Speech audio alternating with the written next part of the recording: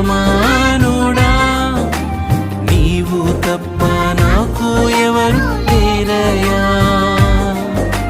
యజమానుడా నా యజమానుడా నీవు తప్ప నాకు ఎవరు లేరయ్యా.